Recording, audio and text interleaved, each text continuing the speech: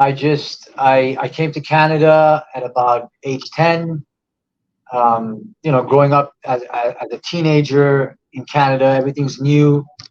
And then at age 14, I reached that age where I needed to go back home to Trinidad.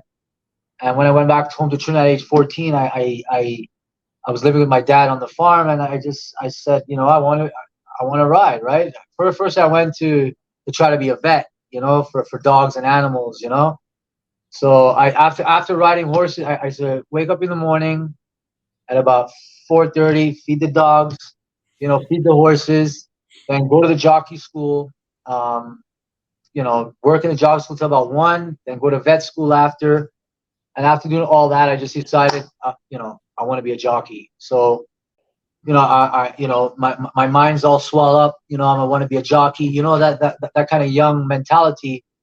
But I didn't get to jump on a horse for 6 months, like after coming out of a jockey school.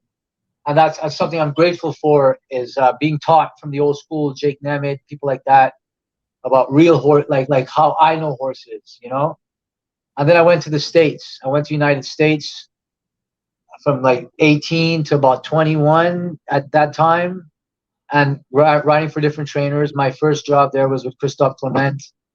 I worked with him for a couple of years, and Alan Jerkins, and I met a lot of people which I still talk to today.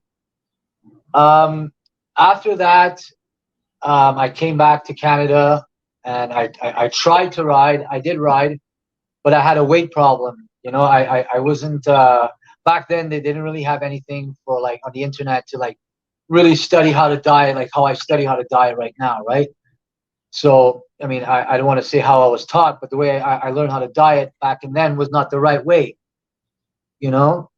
So that was my issue. I had a weight problem, and I ended up in the hospital one day because of my weight, right?